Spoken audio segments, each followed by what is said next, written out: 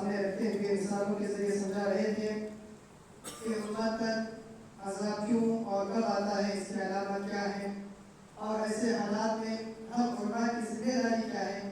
ہمیں چاہیے کہ ہم اپنی ذمہ داریوں کو سمجھ کر اسے ادا کرنے کی کوشش کریں۔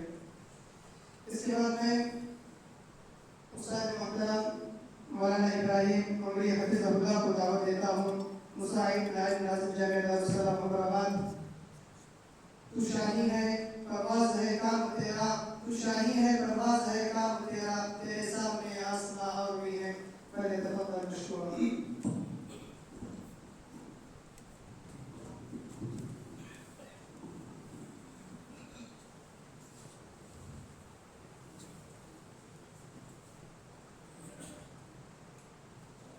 السلام علیکم ورحمۃ اللہ وبرکاتہ۔ ان الحمد للہ والصلاة والسلام علی رسول اللہ، اما بعد۔ اعوذ باللہ من الشیطان الرجیم، بسم اللہ الرحمن الرحیم۔ وَكَذَلِكَ جَعَلْنَاكُمْ أُمَّةً وَسَطًا لِتَكُونُوا شُهَدَاءَ عَلَى النَّاسِ وَيَكُونَ الرَّسُولُ عَلَيْكُمْ شَهِيدًا۔ استاذ محترم، علماء کرام، فارغین جامعات اور ابنائے جامعہ، یہ اللہ تعالیٰ کا شکر و احسان ہے کہ اس نے ہمارا شمار اہل علم کے طبقے میں فرمایا۔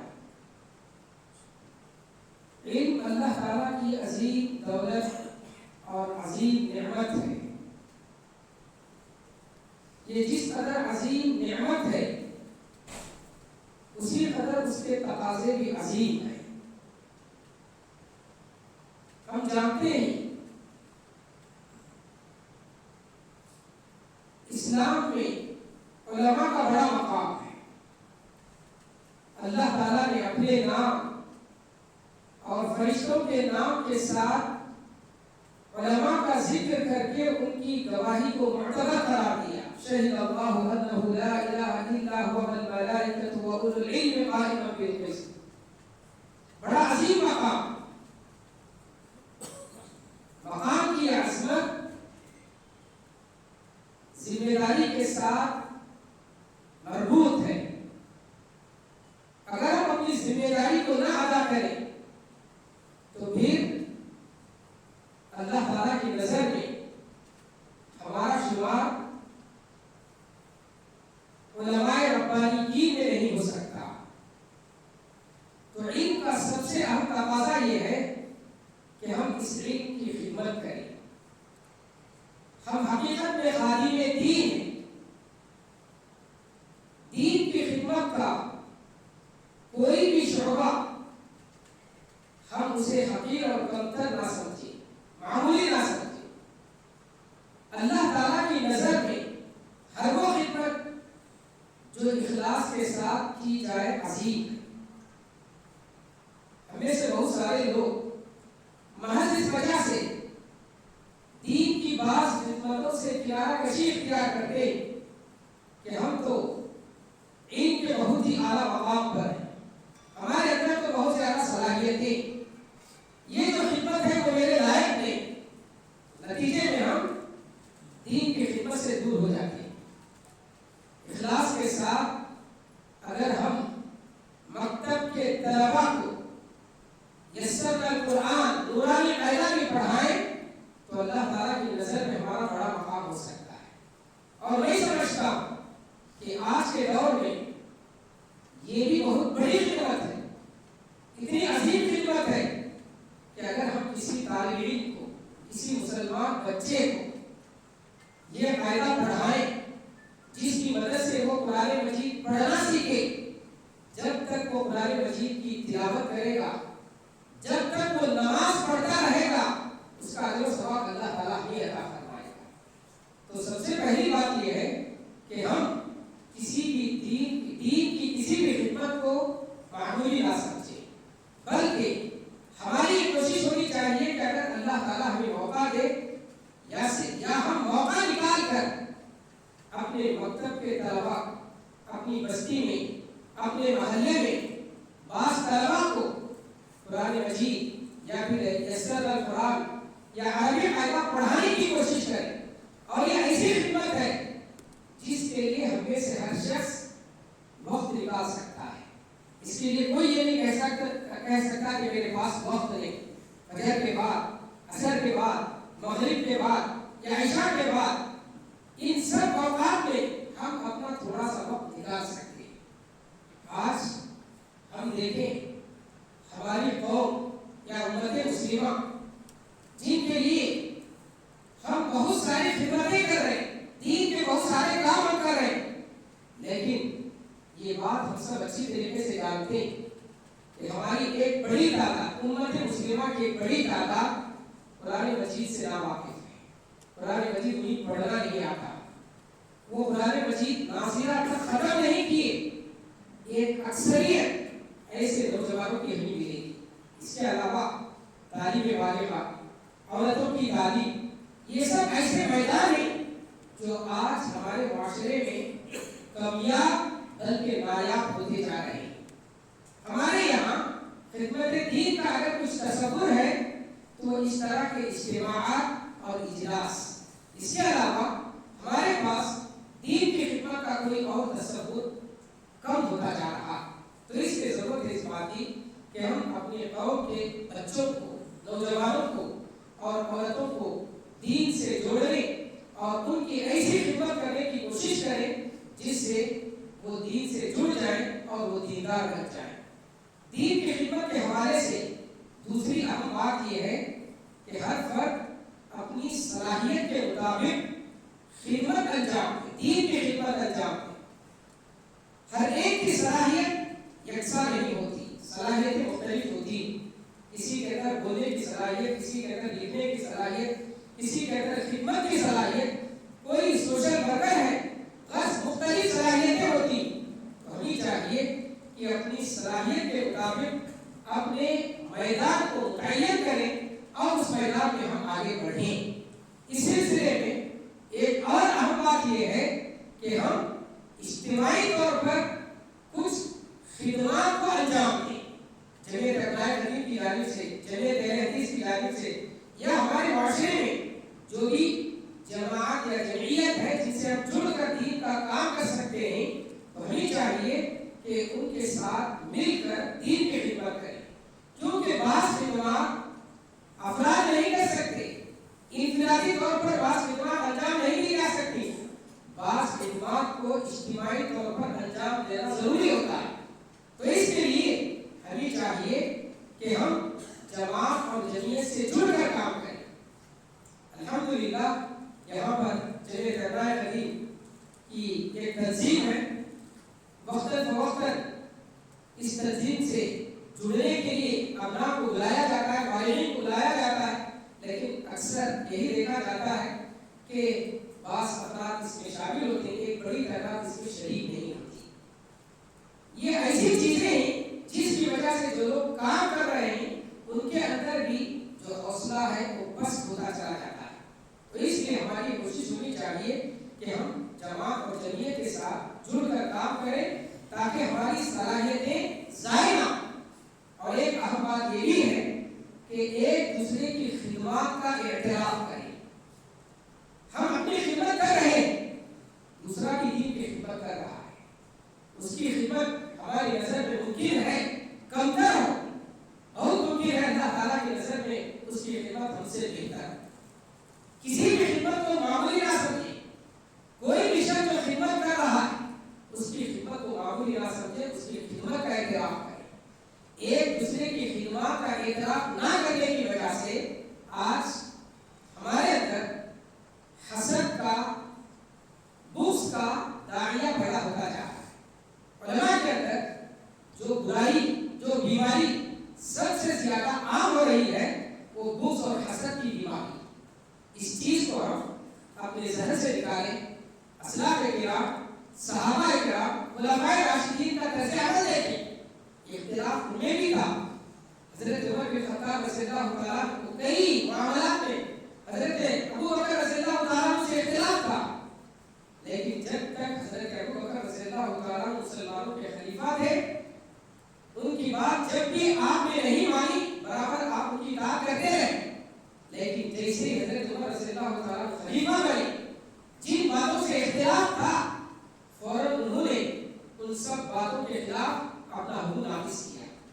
लेकिन जब तक हजरत उमर रज़ियल्लाहु ताला की मातहती में थे, हजरत उमर रज़ियल्लाहु ताला बराबर उनकी फरमाबरदारी करते रहे, उनकी इताअत करते रहे और उनकी मातहती में खिदमत अंजाम देते रहे। ये बुग़्ज़ और हसद से दूर रहने के लिए जरूरी है कि हम एक दूसरे की खिदमत का इकरार करें और एक दूसरे को साथ लेकर दीन के काम को आगे बढ़ाएं। अभी बात आई कि हमारा असल काम, हमारा मजहबी अल्लाह के बंदों तक अल्लाह का पैगाम पहुंचाना, अल्लाह के बंदों तक अल्लाह का पैगाम पहुंचाना, ये भी हमारी एक अहम जिम्मेदारी, ये भी हमारा एक अहम फरीज़ा है। हम जो भी खिदमत अंजाम दे रहे हैं उनके साथ साथ इस फरीज़े को भी अंजाम देना खुसूसन मुसलमान हिंद के लिए बहुत जरूरी। इस वक्त मुल्क की जो सूरत हाल है, गैर मुस्लिमों के जहनों में इस्लाम और मुसलमानों के खिलाफ नफरत खोल दी गई और ये चीज बढ़ती ही जा रही। गैर मुस्लिम मुसलमानों को अपना दुश्मन समझ रहा है और सोशल मीडिया के जरिए, मुख्तलिफ प्लेटफॉर्मों के जरिए इस चीज को आम किया जा रहा है। मुसलमानों के बारे में ये तासुर किया जा रहा है कि ये गैर मुस्लिमों के दुश्मन।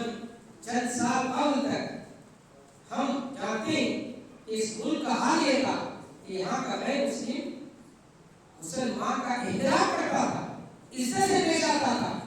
अगर मुसलमानों के इलाके से उसका गुजर होता, खुसूसन मस्जिद के सामने से गुजर होता, तो अपने पैर अपने हाथ में लेकर नंगे पैर मस्जिद के सामने से गुजरता। ये एहतराम था उनके दिलों में, इस्लाम का, मुसलमानों का इस्लामी शाहिद था। ये सब अब खत्म होते जा रहा है। अब इन्हीं मसाजिद के बारे में उनके जहनों में ये बात बिठा दी गई कि यहाँ पर मुसलमानों की ट्रेनिंग होती, मुसलमानों को गैर मुस्लिमों के साथ लड़ने की ट्रेनिंग दी जाती। अभी बात मुसलमानों की जानिब से, जिनके दिलों में गैर मुस्लिमों के लिए सच्चा जज्बा है, उनकी जानिब से जब ये कोशिश होने लगी कि गैर मुस्लिमों को मस्जिद में बुलाकर इस्लाम का तारुफ कराया गया, तो बहुत सारे वो लोग जो इस्लाम दुश्मन थे वो ये कहने पर मजबूर हुए कि हम तो ये समझते थे कि मसाजिद में मुसलमानों को ट्रेनिंग दी जाती है, गैर मुस्लिमों के साथ लड़ने की ट्रेनिंग दी जाती है, हम ये समझ रहे थे।